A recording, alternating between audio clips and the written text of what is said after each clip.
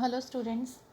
In my previous lecture we discussed nature and the structure pattern of Indian economy on the eve of independence. In this lecture we discuss main features of Indian economy on the eve of independence. First point is stagnant economy. Indian economy was completely a stagnant economy. जिस time independence India ਨੂੰ मिली उस time ਜਿਹੜੀ Indian economy ਸੀ completely एक stagnant economy ਸੀ। Stagnant economy ਉਸ economy ਨੂੰ ਕਿਹਾ ਜਾਂਦਾ ਹੈ ਜਿਸ ਵਿੱਚ ਜਿਹੜੀ ਪਰ ਕੈਪੀਟਾ ਇਨਕਮ ਦੇ ਵਿੱਚ ਗਰੋਥ ਰੇਟ ਹੁੰਦੀ ਆ ਉਹ ਬਹੁਤ ਹੀ ਘੱਟ ਹੁੰਦੀ ਆ, ਬਹੁਤ ਸਲੋ ਹੁੰਦੀ ਆ, ਨਾ ਦੇ ਬਰਾਬਰ ਹੁੰਦੀ ਆ। ਬਿਟਵੀਨ 1860 ਐਂਡ 1945 ਪਰ ਕੈਪੀਟਾ ਇਨਕਮ ਦੇ ਵਿੱਚ ਜਿਹੜੀ ਗਰੋਥ ਰੇਟ ਸੀ ਉਹ ਜਸਟ 0.5% ਸੀ ਪਰ ਐਨਮ, ਐਂਡ 1925 ਐਂਡ 1950 ਦੇ ਵਿੱਚ 0.1% ਰਹਿ ਗਈ ਸਿਰਫ। ਇਸ ਸਟੈਗਨੇਸ਼ਨ ਦੇ ਕਾਰਨ ਜਿਹੜੀ ਇੰਡੀਆ ਦੀ ਜ਼ਿਆਦਾਤਰ ਪੋਪੂਲੇਸ਼ਨ ਸੀ ਉਹ ਪਾਵਰਟੀ ਦੇ ਵਿੱਚ ਹੀ ਰਹਿੰਦੀ ਸੀ, ਮਤਲਬ ਕਿ ਬਹੁਤ ਜ਼ਿਆਦਾ ਪੋਪੂਲੇਸ਼ਨ ਜਿਹੜੀ ਸੀ ਉਹ ਜ਼ਿਆਦਾਤਰ ਗਰੀਬ ਸੀਗੀ। ਉਹਨਾਂ ਦਾ ਸਟੈਂਡਰਡ ਆਫ ਜਿਹੜਾ ਲਿਵਿੰਗ ਸੀ ਉਹ ਵੀ ਬਹੁਤ ਮਿਜ਼ਰੇਬਲ ਸੀ ਐਂਡ ਬਹੁਤ ਹੀ ਲੋ ਸੀਗਾ। Next is backward economy. Indian economy was A backward economy on the Eve of independence ਦੇ ਟਾਈਮ ਇੰਡੀਅਨ ਇਕੋਨਮੀ ਜਿਹੜੀ ਸੀਗੀ ਬਹੁਤ ਹੀ ਜ਼ਿਆਦਾ ਬੈਕਵਰਡ ਸੀ। ਬੈਕਵਰਡ ਇਕੋਨਮੀ ਉਸ ਇਕੋਨਮੀ ਨੂੰ ਕਿਹਾ ਜਾਂਦਾ ਹੈ ਜਿਸ ਵਿੱਚ ਜਿਹੜੀ ਪਰ ਕੈਪੀਟਾ ਇਨਕਮ ਹੁੰਦੀ ਆ ਉਹ ਬਹੁਤ ਹੀ ਜ਼ਿਆਦਾ ਘੱਟ ਹੁੰਦੀ ਆ। 1947 ਅਤੇ 48 ਦੇ ਵਿੱਚ ਪਰ ਕੈਪੀਟਾ ਇਨਕਮ ਇੰਡੀਆ ਦੇ ਵਿੱਚ ਜਸਟ 220 ਰੁਪਏ ਸੀਗੀ। ਜ਼ਿਆਦਾਤਰ ਜਿਹੜੀ ਪੋਪੂਲੇਸ਼ਨ ਸੀ ਪੂਅਰ ਸੀ, ਉਹਨਾਂ ਕੋਲ ਪ੍ਰੋਪਰ ਸਫੀਸ਼ੀਐਂਟ ਫੂਡ ਵੀ ਨਹੀਂ ਅਵੇਲੇਬਲ ਹੁੰਦਾ ਸੀ ਉਦੋਂ, ਐਂਡ ਕਲੋਥਿੰਗ ਅਤੇ ਸ਼ੈਲਟਰਸ ਦੀ ਵੀ ਬਹੁਤ ਜ਼ਿਆਦਾ ਕਮੀ ਸੀਗੀ। ਅਨਐਮਪਲੋਇਮੈਂਟ ਉਸ ਟਾਈਮ ਬਹੁਤ ਜ਼ਿਆਦਾ ਸੀਗਾ। Next is problem of population. In 1950 and 51 population of India was nearly 36 crore. 1950 ਤੇ 51 ਦੇ ਵਿੱਚ ਜਿਹੜੀ India the population C 36 crore C, but ਉਸ ਵਿੱਚੋਂ ਸਿਰਫ 83% ਜਿਹੜੀ ਪੋਪੂਲੇਸ਼ਨ ਸੀ 83% ਆਫ ਜਿਹੜੀ ਪੋਪੂਲੇਸ਼ਨ ਸੀ ਉਹ ਇਲਿਟਰੇਟ ਸੀ, ਬਾਕੀ ਨੀਅਰਲੀ 70% ਆਫ ਪੋਪੂਲੇਸ਼ਨ ਸੀ ਜਿਹੜੀ ਲਿਟਰੇਟ ਸੀ। ਜ਼ਿਆਦਾਤਰ ਜਿਹੜੀ ਪੋਪੂਲੇਸ਼ਨ 83% ਸੀ ਇਲਿਟਰੇਟ ਸੀ, ਲੋਕ ਪੜ੍ਹੇ ਲਿਖੇ ਨਹੀਂ ਸੀ ਉਸ ਟਾਈਮ। ਬਰਥ ਰੇਟ ਉਸ ਟਾਈਮ 40 ਪਰ 1000 ਸੀ ਐਂਡ ਡੈਥ ਰੇਟ 27 ਸੀ ਪਰ 1000। ਹਾਈ ਡੈਥ ਰੇਟ ਦੇ ਕਾਰਨ ਜਿਹੜੀ ਇੰਡੀਆ ਦੇ ਵਿੱਚ rate of population growth rate of population ਉਹ ਵੀ ਬਹੁਤ ਜ਼ਿਆਦਾ ਲੋ ਸੀਗੀ। ਉਸ time average expectancy of life 31 year C just, and 70% of ਜਿਹੜੀ ਪੋਪੂਲੇਸ਼ਨ ਸੀ ਇੰਡੀਆ ਦੇ ਵਿੱਚ ਇੰਡੀਪੈਂਡੈਂਸ ਦੇ ਟਾਈਮ ਉਹ ਅਰਬਨ ਏਰੀਆ ਦੇ ਵਿੱਚ ਰਹਿੰਦੀ ਆ, ਬਾਕੀ ਰੈਸਟ ਰਿਮੇਨਿੰਗ ਜਿਹੜੀ 83% ਆਫ ਜਿਹੜੀ ਪੋਪੂਲੇਸ਼ਨ ਸੀ ਰੂਰਲ ਏਰੀਆ ਦੇ ਵਿੱਚ ਹੀ ਰਹਿੰਦੇ ਸੀ। Next is fourth point,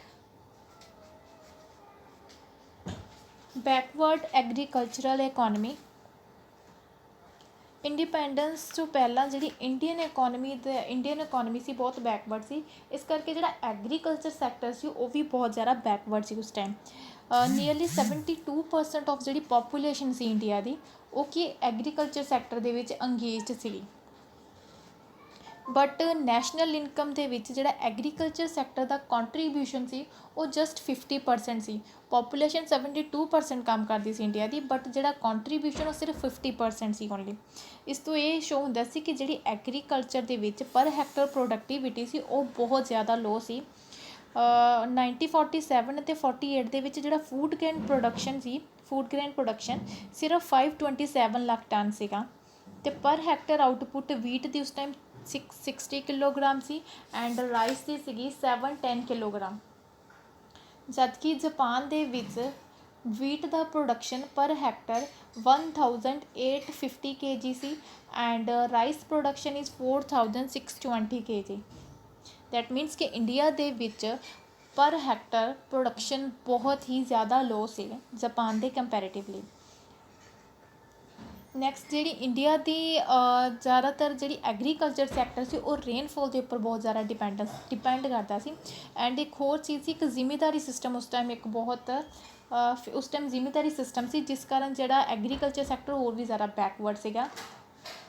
and ਜਿਹੜੀ ਐਗਰੀਕਲਚਰ ਸੈਕਟਰ ਦੇ ਉੱਪਰ ਪੋਪੂਲੇਸ਼ਨ ਦਾ ਐਕਸੈਸਿਵ ਪ੍ਰੈਸ਼ਰ ਆਫ ਪੋਪੂਲੇਸ਼ਨ ਸੀ, ਜਿਸ ਕਾਰਨ ਕਿ ਜਿਹੜੀ ਲੈਂਡਸ ਨੂੰ ਅੱਗੇ ਸਬ ਡਿਵੀਜ਼ਨ ਦੇ ਵਿੱਚ ਡਿਵਾਈਡਸ ਹੋ ਗਈਆਂ ਸੀ। ਛੋਟੇ ਛੋਟੇ ਸਮੋਲ ਏਰੀਆ ਵਿੱਚ ਲੈਂਡਸ ਹੋਣ ਕਾਰਨ, ਡਿਵਾਈਡ ਹੋਣ ਕਾਰਨ ਲੈਂਡ ਦੇ, ਉਹਨਾਂ ਉੱਪਰ ਨਿਊ ਟੈਕਨੀਕਸ ਅਤੇ ਨਿਊ ਮੈਥਡਸ ਨੂੰ ਯੂਜ਼ ਕਰਨਾ ਔਖਾ ਹੋ ਗਿਆ ਸੀ। ਐਂਡ ਉਸ ਟਾਈਮ ਜਿਹੜੇ ਕਲਟੀਵੇਸ਼ਨਸ ਦੇ ਮੈਥਡ ਸੀ ਐਗਰੀਕਲਚਰ ਦੇ ਵਿੱਚ, ਉਹ ਵੀ ਬਹੁਤ ਜ਼ਿਆਦਾ ਪੁਰਾਣੇ ਸੀ। ਇਰੀਗੇਸ਼ਨ ਫੈਸਿਲਿਟੀਜ਼ ਵੀ ਪ੍ਰੋਪਰਲੀ ਅਵੇਲੇਬਲ ਨਹੀਂ ਸੀਗੀਆਂ। ਇਹਨਾਂ ਸਾਰੇ ਸਮ ਰੀਜ਼ਨਸ ਦੇ ਕਾਰਨ ਜਿਹੜੀ ਇੰਡੀਅਨ ਐਗਰੀਕਲਚਰ ਸੀ ਉਹ ਬਹੁਤ ਜ਼ਿਆਦਾ ਬੈਕਵਰਡ ਸੀ ਉਸ time. Now fifth point is industrial backwardness. Industry sector ਜਿਹੜਾ ਇੰਡਸਟਰੀਅਲ ਸੈਕਟਰ ਸੀ ਜਿਹੜਾ ਉਸ ਟਾਈਮ, ਉਹ ਵੀ ਬਹੁਤ ਜ਼ਿਆਦਾ ਬੈਕਵਰਡ ਸੀ ਇੰਡੀਪੈਂਡੈਂਸ ਦੇ ਟਾਈਮ। ਉਸ ਟਾਈਮ ਜਿਹੜਾ ਬੇਸਿਕ ਅਤੇ ਹੈਵੀ ਇੰਡਸਟਰੀ ਸੀ ਕੰਟਰੀ ਦੇ ਵਿੱਚ, ਉਹਨਾਂ ਦੀ ਬਹੁਤ ਜ਼ਿਆਦਾ ਕਮੀ ਸੀਗੀ।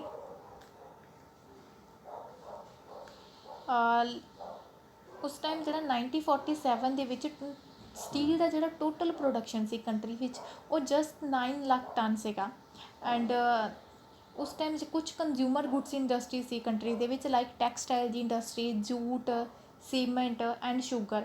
1947 ਅਤੇ 48 ਦੇ ਵਿੱਚ ਜਿਹੜਾ ਟੈਕਸਟਾਈਲ ਪ੍ਰੋਡਕਸ਼ਨ ਸੀ ਉਹ 420 ਕਰੋੜ ਸਕੁਅਰ ਮੀਟਰ ਸੀ, ਬਟ ਜਿਹੜਾ ਪ੍ਰੋਡਕਸ਼ਨ ਆਫ ਸੀਮੈਂਟ ਸੀ ਉਹ ਜਸਟ 26 ਲੱਖ ਟਨ ਸੀ, ਐਂਡ ਸ਼ੂਗਰ ਦਾ 10 ਲੱਖ ਟਨ ਸੀ, and crude oil is 30,000 tons.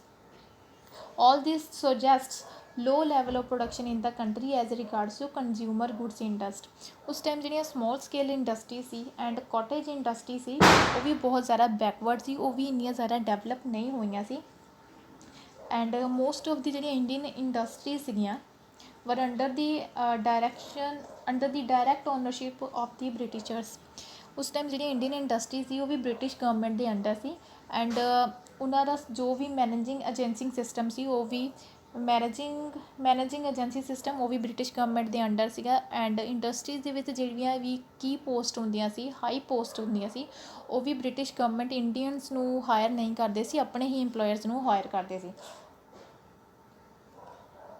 Next point is less development of economic overhead capital. Overhead capital refers infrastructure facilities, ਜੋ ਕਿ ਕਿਸੇ ਵੀ ਇੰਡਸਟਰੀ ਦੇ ਗਰੋਥ ਅਤੇ ਡਿਵੈਲਪਮੈਂਟ ਦੇ ਲਈ ਬਹੁਤ ਜ਼ਿਆਦਾ ਜ਼ਰੂਰੀ ਹੁੰਦੀ ਹੈ। ਇਨਫਰਾਸਟਰਕਚਰ ਫੈਸਿਲਿਟੀਜ਼ ਲਾਈਕ ਰੇਲਵੇਜ਼ ਹੋ ਗਈਆਂ, other means of transport like roads, electricities ਹੋ ਗਈਆਂ, ਬੈਂਕਿੰਗ ਫੈਸਿਲਿਟੀਜ਼ ਹੋ ਗਈਆਂ ਐਂਡ ਅਦਰ ਸਰਵਿਸਿਜ਼। ਉਸ ਟਾਈਮ ਇਹਨਾਂ ਸਾਰੀਆਂ ਇਨਫਰਾਸਟਰਕਚਰ ਫੈਸਿਲਿਟੀਜ਼ ਦੀ ਬਹੁਤ ਜ਼ਿਆਦਾ ਕਮੀ ਸੀ, ਨਾ ਬਰਾਬਰ ਸੀ ਇੰਡੀਆ ਦੇ ਵਿੱਚ। ਇਨ 1948 ਅਤੇ 49 ਦੇ ਵਿੱਚ ਜਿਹੜੀ ਰੇਲਵੇ ਲਾਈਨ ਸੀ ਸਟ੍ਰੈਚ ਸੀ ਜਸਟ 53,596 ਕਿਲੋਮੀਟਰ ਸੀ। ਸੇਮ ਉਸੇ ਤਰ੍ਹਾਂ length of roads was estimated to be just 1.55 lakh kilometre. And ਉਸ ਟਾਈਮ ਜਿਹੜਾ shipping in the country was equally backward, ਉਹ ਵੀ ਬਹੁਤ ਜ਼ਿਆਦਾ ਬੈਕਵਰਡ ਸੀ। ਐਂਡ ਬੈਂਕਿੰਗ ਇੰਡਸਟਰੀ ਸੀ ਜਿਹੜੀ ਇੰਡੀਆ ਦੇ ਵਿੱਚ, ਉਹ ਵੀ ਇੰਨੀ ਜ਼ਿਆਦਾ ਡਿਵੈਲਪ ਨਹੀਂ ਹੋਈ ਸੀ। ਉਸ ਟਾਈਮ ਸਿਰਫ 4,115 ਬ੍ਰਾਂਚਿਸ ਸੀ ਇੰਡੀਆ ਦੇ ਵਿੱਚ, ਅਤੇ ਉਹਨਾਂ ਦਾ ਟੋਟਲ ਡਿਪੋਜ਼ਿਟ ਜਸਟ 680 ਕਰੋੜ ਰੁਪਏ ਸੀ, ਅਤੇ ਟੋਟਲ ਕ੍ਰੈਡਿਟ ਜਸਟ 390 ਕਰੋੜ ਰੁਪਏ ਸੀ। ਐਂਡ ਪ੍ਰੋਡਕਸ਼ਨ ਆਫ ਇਲੈਕਟ੍ਰੀਸਿਟੀ ਉਹ ਵੀ ਬਹੁਤ ਜ਼ਿਆਦਾ ਘੱਟ ਸੀ। ਉਸ ਟਾਈਮ ਸਿਰਫ 2100 ਮੈਗਾਵਾਟ ਦਾ ਪ੍ਰੋਡਕਸ਼ਨ ਕੀਤਾ ਜਾਂਦਾ ਸੀ ਇਲੈਕਟ੍ਰੀਸਿਟੀ ਦਾ, ਅਤੇ ਇੰਡੀਆ ਦੇ ਵਿੱਚ ਸਿਰਫ 3000 ਵਿਲੇਜਸ ਸੀ ਜਿਨ੍ਹਾਂ ਨੂੰ ਇਲੈਕਟ੍ਰੀਫਾਈਡ ਕੀਤਾ ਗਿਆ ਸੀਗਾ। Next low rate of capital formation. Rate of capital formation ਉਹ ਵੀ ਬਹੁਤ ਜ਼ਿਆਦਾ ਘੱਟ ਸੀ ਉਸ time. It was just 6.8% of the net domestic product, ਇਹ ਸਿਰਫ 6.8% ਸੀ। ਐਂਡ ਰੇਟ ਆਫ ਸੇਵਿੰਗ ਵੀ ਬਹੁਤ ਜ਼ਿਆਦਾ ਘੱਟ ਸੀ, ਇਹ ਰੇਟ ਆਫ ਸੇਵਿੰਗ ਹਾਰਡਲੀ 7% ਸੀ ਉਸ ਟਾਈਮ। ਐਂਡ ਕੈਪੀਟਲ ਫਾਰਮੇਸ਼ਨ ਦੇ ਵਿੱਚ ਪਬਲਿਕ ਸੈਕਟਰ ਦਾ ਜਿਹੜਾ ਕੰਟਰੀਬਿਊਸ਼ਨ ਸੀ ਉਹ ਬਹੁਤ ਜ਼ਿਆਦਾ ਘੱਟ ਸੀ, ਪ੍ਰਾਈਵੇਟ ਸੈਕਟਰ ਦਾ ਕੰਟਰੀਬਿਊਸ਼ਨ ਜ਼ਿਆਦਾ ਸੀ। ਕੈਪੀਟਲ ਫਾਰਮੇਸ਼ਨ ਵਿੱਚ public sector the contribution just 20% C, and remaining ਜਿਹੜਾ 80% ਪਾਰਟ ਸੀ ਉਹ ਪ੍ਰਾਈਵੇਟ ਸੈਕਟਰ ਦਾ ਕੰਟਰੀਬਿਊਟ ਕਰਦਾ ਸੀਗਾ। Next point is limited foreign trade. Indian foreign trade on the eve of independence may be studied in terms of its following aspects. First one is volume of foreign trade. Independence ਤੋਂ ਪਹਿਲਾਂ ਜਿਹੜਾ Indian ਦਾ foreign trade ਸੀ, ਜਿੰਨਾ foreign trade ਸੀ ਉਹ ਪਹਿਲਾਂ independence ਤੋਂ ਪਹਿਲਾਂ ਥੋੜ੍ਹਾ ਘੱਟ ਸੀ। 1939 ਦੇ ਵਿੱਚ ਜਿਹੜਾ total foreign trade C, it was estimated rupees 321 crore 321 crore ਰੁਪਏ ਦਾ ਟ੍ਰੇਡ ਕੀਤਾ ਜਾਂਦਾ ਸੀ, ਜਿਸ ਵਿੱਚੋਂ 169 ਕਰੋੜ ਦੇ ਐਕਸਪੋਰਟ ਸੀ ਐਂਡ 152 ਕਰੋੜ ਦੇ import C. But in 1947 and 48 ਜਿਹੜਾ ਫੋਰਨ ਟ੍ਰੇਡ ਸੀ ਵੱਧ ਕੇ 792 ਕਰੋੜ ਰੁਪਏ ਦਾ ਹੋ ਗਿਆ, ਜਿਸ ਵਿੱਚੋਂ ਐਕਸਪੋਰਟ 403 ਕਰੋੜ ਐਂਡ ਇੰਪੋਰਟ ਸੀਗੇ 389 ਕਰੋੜ ਰੁਪਏ ਦੇ। Second point is composition of foreign trade. Independence ਦੇ ਟਾਈਮ ਕਿ ਪਹਿਲਾਂ ਸਿਰਫ ਲਿਮਿਟਡ ਨੰਬਰ ਆਫ ਕੋਮੋਡਿਟੀਜ਼ ਹੁੰਦੀਆਂ ਸੀ ਜਿਨ੍ਹਾਂ ਦੇ ਕੰਟਰੀ ਐਕਸਪੋਰਟਸ ਅਤੇ ਇੰਪੋਰਟਸ ਕਰਦੀ ਸੀਗੀ।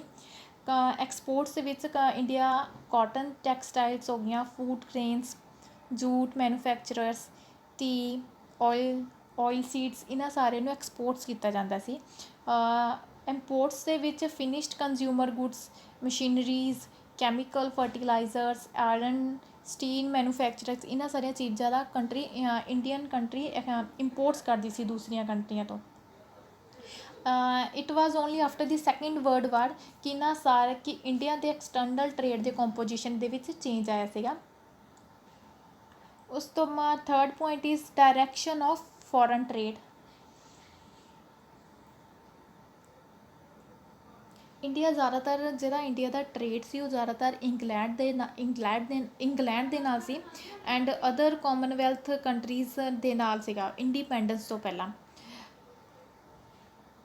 ਇੰਡੀਆ ਜਿੰਨਾ ਟੋਟਲ ਟ੍ਰੇਡ ਕਰਦੀ ਸੀ ਉਸ ਵਿੱਚੋਂ ਇੰਗਲੈਂਡ ਦੇ ਨਾਲ 34% ਉਹ ਟੋਟਲ ਵਿੱਚੋਂ 34% ਐਕਸਪੋਰਟਸ ਇੰਗਲੈਂਡ ਨੂੰ ਕਰਦੀ ਸੀ ਅਤੇ 31% ਆਫ ਇੰਪੋਰਟਸ ਇੰਗਲੈਂਡ ਤੋਂ ਕਰਦੀ ਸੀ। ਬਾਕੀ ਉਹ ਬਰਮਾ, ਸ਼੍ਰੀਲੰਕਾ, ਕੈਨੇਡਾ, ਇਹਨਾਂ ਨੂੰ 21% ਐਕਸਪੋਰਟਸ ਕਰਦੀ ਸੀ ਅਤੇ ਐਂਡ 10% ਇਹਨਾਂ ਕੰਟਰੀਜ਼ ਤੋਂ ਇੰਪੋਰਟ ਕਰਦੀ ਸੀ। ਐਂਡ USA ਦਾ ਸਿਰਫ 7% USA ਤੋਂ ਇੰਪੋਰਟਸ ਕਰਦੀ ਸੀ ਐਂਡ 8% ਉਹ ਐਕਸਪੋਰਟਸ ਕਰਦੀ ਸੀਗੀ। 1947 ਅਤੇ 48 ਦੇ ਵਿੱਚ ਜਿਹੜਾ ਇੰਗਲੈਂਡ ਨੂੰ ਪਹਿਲਾਂ 34% ਐਕਸਪੋਰਟਸ ਕਰਦਾ ਸੀ। 1947 ਅਤੇ 48 ਦੇ ਵਿੱਚ ਉਹ ਘੱਟ ਕੇ 25% ਰਹਿ ਗਿਆ ਐਂਡ ਅਮੈਰੀਕਾ ਦਾ ਸ਼ੇਅਰ ਵੱਧ ਗਿਆ 30% ਇੰਡੀਆ ਉਸ ਨੂੰ ਐਕਸਪੋਰਟਸ ਕਰਨ ਲੱਗਾ। ਰਸ਼ੀਆ ਅਤੇ ਜਿਹੜੀਆਂ ਦੂਸਰੀ ਅਦਰ ਕਮਿਊਨਿਸਟ ਕੰਟਰੀ ਸੀ ਉਹਨਾਂ ਦੇ ਨਾਲ ਜਿਹੜਾ ਇੰਡੀਆ ਦਾ ਟ੍ਰੇਡ ਸੀ ਉਹ ਬਹੁਤ ਜ਼ਿਆਦਾ ਘੱਟ ਸੀ। Fourth point is surplus balance of trade. Independence ਤੋਂ ਪਹਿਲਾਂ ਜਿਹੜਾ ਇੰਡੀਆ ਦਾ ਬੈਲੈਂਸ ਆਫ ਟ੍ਰੇਡ ਸੀ ਉਹ ਸਰਪਲਸ ਵਿੱਚ ਸੀ। ਦੈਟ ਮੀਨਸ ਕਿ ਇੰਡੀਆ ਦੇ ਉਸ ਟਾਈਮ ਜਿਹੜੇ ਐਕਸਪੋਰਟਸ ਜ਼ਿਆਦਾ ਹੁੰਦੇ ਸੀ ਅਤੇ ਇੰਪੋਰਟਸ ਉਸ ਟਾਈਮ ਘੱਟ ਹੁੰਦੇ ਸੀ, ਇਸ ਲਈ ਇੰਡੀਆ ਦਾ ਬੈਲੈਂਸ ਆਫ ਟ੍ਰੇਡ ਸਰਪਲਸ ਵਿੱਚ ਹੁੰਦਾ ਸੀ। 1946 ਅਤੇ 47 ਦੇ ਵਿੱਚ ਸਰਪਲਸ ਵਾਜ਼ ਐਸਟੀਮੇਟਡ ਟੂ ਵੀ 31 ਕਰੋੜ ਦਾ ਸਰਪਲਸ ਸੀਗਾ, ਬਟ 1947 ਅਤੇ 48 ਵਿੱਚ ਇਹ ਘੱਟ ਕੇ ਸਿਰਫ 14 ਕਰੋੜ ਰੁਪਏ ਦਾ ਰਹਿ ਗਿਆ। Next point is inflation. Inflations means ਤੁਹਾਨੂੰ ਪਤਾ ਜਦੋਂ ਪ੍ਰਾਈਸਿਸ ਬਹੁਤ ਜ਼ਿਆਦਾ ਵਧਣ ਲੱਗ ਜਾਂਦੀਆਂ ਗੁੱਡਸ ਦੀਆਂ, ਕੋਮੋਡਿਟੀ ਦੀਆਂ, ਉਸਨੂੰ ਇਨਫਲੇਸ਼ਨ ਕਿਹਾ ਜਾਂਦਾ ਆ। ਇੰਡੀਪੈਂਡੈਂਸ ਦੇ ਟਾਈਮ ਇਨਫਲੇਸ਼ਨ ਨੇ ਵੀ ਦੇਸ਼ ਦੀ ਇਕਨੋਮਿਕ ਗਰੋਥ ਅਤੇ ਡਿਵੈਲਪਮੈਂਟ ਨੂੰ ਬਹੁਤ ਜ਼ਿਆਦਾ ਅਫੈਕਟ ਕੀਤਾ। ਉਸ ਟਾਈਮ ਜਿਹੜਾ wholesale price index C which was 125 in 1939 and 40। 1939 ਅਤੇ 40 ਦੇ ਵਿੱਚ ਜਿਹੜਾ ਹੋਲਸੇਲ ਪ੍ਰਾਈਸ ਇੰਡੈਕਸ ਸੀ ਉਹ ਸਿਰਫ 125 ਸੀ, ਜਦਕਿ 1947 ਅਤੇ 48 ਦੇ ਵਿੱਚ ਉਹ ਇਨਕਰੀਜ਼ ਹੋ ਕੇ 308 ਹੋ ਗਿਆ।